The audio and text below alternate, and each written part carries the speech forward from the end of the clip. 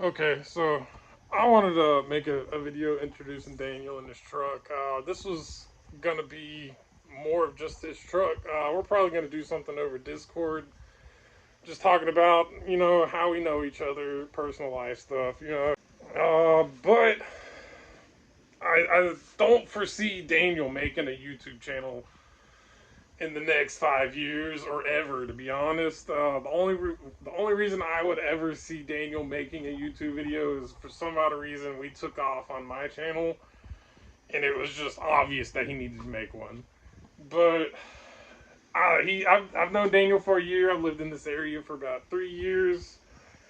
Daniel's an extremely good guy. He'll help anybody. He don't hold grudges. I put his truck in his ditch, and we're still hanging out. So I do want to do everything I can to help Daniel. I was doing that before I made YouTube videos, but I'm gonna make content out of Daniel, and so he is a channel lead. So that's one reason I want to introduce him. So we'll get this video on the road.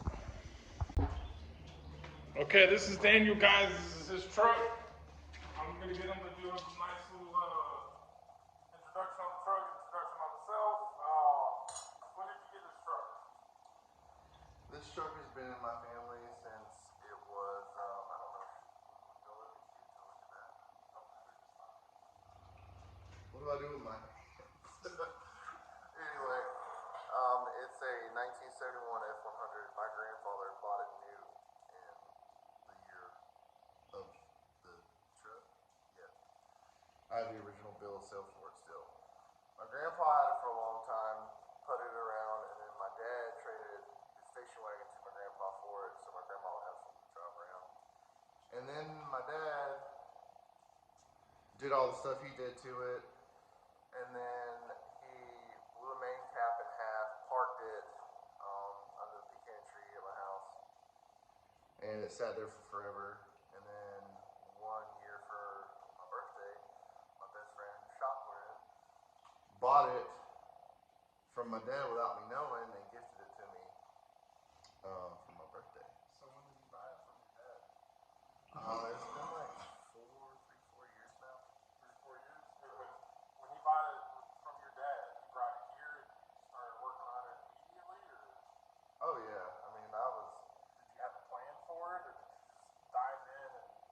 I knew I don't know, at first I was just like, I just want to restore it kind of, but then I was like, I could do so much more with it. I started looking at the different stuff I could do. All right. So what is modified on it?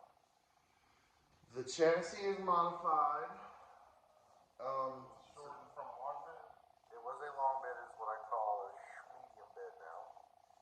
F100 short bed. Oh, okay. How do I do this? Here, let's you control it. You control it. You're describing the truck. You're showing stuff. We'll start off at the front. So these old trucks have a twin I-beam suspension. It's like it scissors up and down. Am I doing this right? Do I got it? No. Okay. So, and you can't really, you have to go to an old school semi truck shop to adjust the camber and stuff, like, and different springs when you have a bigger motor or whatever. So this is a Crown Victoria swap, which is pretty like much the thing to do to these old trucks. And you can stick these subframes and a lot of other stuff. So did you have to weld something on here?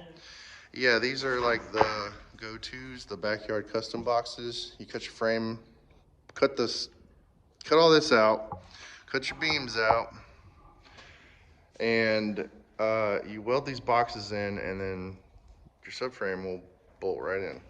And you shorted the bed? I assume these are welds. Okay, so this was a long bed. Cut it 16 inches out of the bed and 16 inches out of the frame. I Z'd the frame, that way it's structural integrity still there. It has a plate on the inside, on the outside. I hope you can see this good. Both sides. Now a true short bed, you cut 16 here, and then you cut 3 or 4 out of the rear, and that's your true short bed length. But I left it because I like symmetry, and I think it looks a lot better. And this was like never an option, so it is truly custom. It's mine. All right, so and then you got a Ford Engate Explorer axle in here. Oh boy, yeah, the rear end. Let me explain the rear end. So the rear end is an 8.8 with 373 gear ratios and LSD. Straight out of a junkyard, out of a 1998-2001 Explorer year range. If you're real lucky, you can find a 411 set, but those are like 80 Bauer models and stuff. They're kind of hard to find in a junkyard. And then, but I still have the 9-inch. Might rebuild that one day. It don't matter. We can chop that anything. Okay, cool. It has a Outcast Customs, Outcast Auto Works. Everyone messes up that dude's name. Kyle in Florida. He's super cool. He has answered all my questions. It is 4-linked in the rear. We are not on leaf springs. We have a 4-link kit with a panhard bar and coilovers. And lots of adjustment. That dude, Kyle. 4-link kit is complete custom, right? Yes, it's a kit Kyle makes for these trucks for pretty much all the old F100s. They bolt in and weld to your tubes on your axle from like 62 or any of the old F100s all the way up to like, I don't know, 79 I think is the last year of the F100, but yeah, they'll work there. Amazing kit, rides great. Dual adjustable shocks kit, and the best part is, if you buy it, you can piece it together. You don't have to buy it all at one time. And his kit is real strong, and it's a lot cheaper than most stuff on the market within reason. But it is held up, and it has been through a bunch of drift events and a bunch of other shit, and it's held up. All right, here's my favorite upgrade. We have tried to drift this thing with bucket seats that weren't, or what do you call them? They were 68 Mustang bucket seats. I sold to a F100. Oh, that was riding with the Mustang seats, trying to drift this thing was not fun. Yeah. You'd be here in the driver's seat, and then you'd hit the drift, and then soon you'd be in the middle of the truck. Slip way the hell. It's a rodeo. It was like a Bunkin' Bronco. Other notable stuff. Well, there's a subframe up top that I bought for him up there that we're gonna put on eventually. We did a little trading. Traded some Royal Rockers for a subframe because I like my frame stiff and it could use some more. Engine package stuff.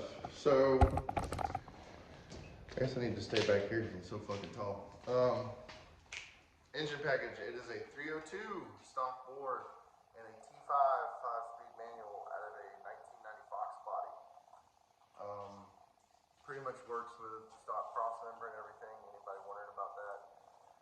There's caveats to the T5, between Tremec and BorgWarner, blah blah blah. But it's all in there. I have Outcast Auto Works motor mounts. Put this thing on the Crown Vic frame, subframe. It's got a McLeod Street Pro. It's got a pretty beefy McLeod clutch in it because I clutch kicked the shit out of it. Him buying the McLeod was what led me to buy a McLeod. Yeah, they're pretty. Their products are really solid. A lot of people don't, bad eyes at them. And I'm like, this stuff's good. Like it is hydraulic converted. It used to be, in the old trucks, there's a pivot rod and a Z-bar, and they would actuate the clutch, like this, that, the other. I have a hydraulic setup from the master kit is from Silver Sport Transmissions. You can buy the whole kit or you can buy pieces. I bought pieces. I bought the master kit. It bolts right to the stock pedals. And then I have a McLeod 1400 series throwout bearing and a custom line for the hydraulics, send the fluid down that I have made in town. So was the motor in this one James Bond? Yeah, this truck is originally a 302 truck with a C4 automatic transmission. I have the block is sitting right over there. It is a flat tappet block. This is a hydraulic roller block. I also have the C4, which, gracious enough, most of my dad's side of the family were Ford techs and Ford nuts. Continue the trend, I guess. And I have a semi-built C4 sitting in the And if it can hold up to all the abuse my dad's put it through over the years, it can hold up something else. But I'll use it for something else eventually, maybe a cruiser or something. But my cousin Jason, who just passed away, built it years ago. He was a Ford master tech and transmission guru. He's good at what he did. All right, so we're gonna button this engine up right here. We're gonna try to crank it up today. Prime it with some oil. Make sure the timing's right. We're gonna go ahead and turn the camera off until we get ready to crank it back up. Daniel won't let me redo his wiring over here.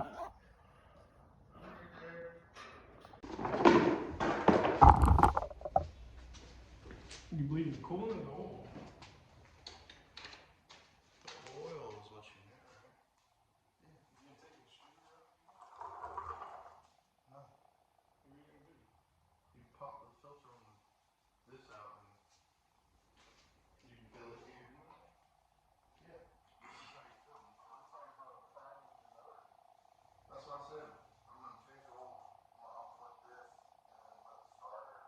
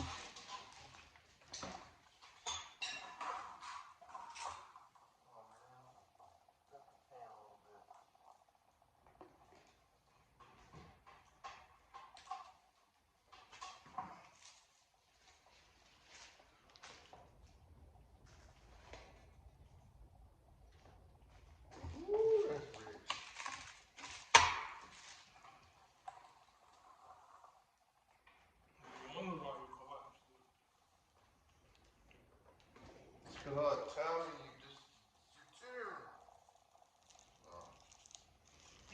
I don't think anything I've done contributed to that record except driving. We need to take the filters off again. To make sure oil is coming up out of the push rod. And then we know all the loops have oil.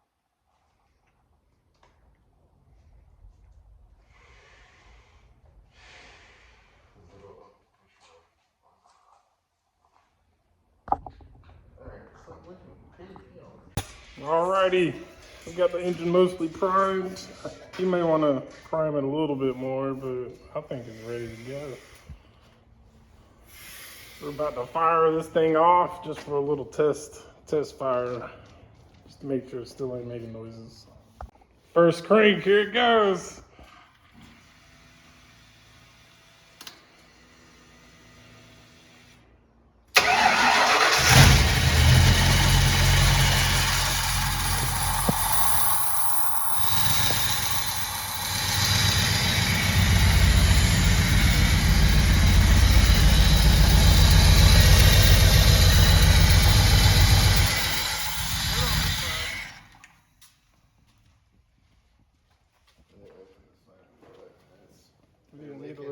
We just looking for oil pressure. We got Just it. got it.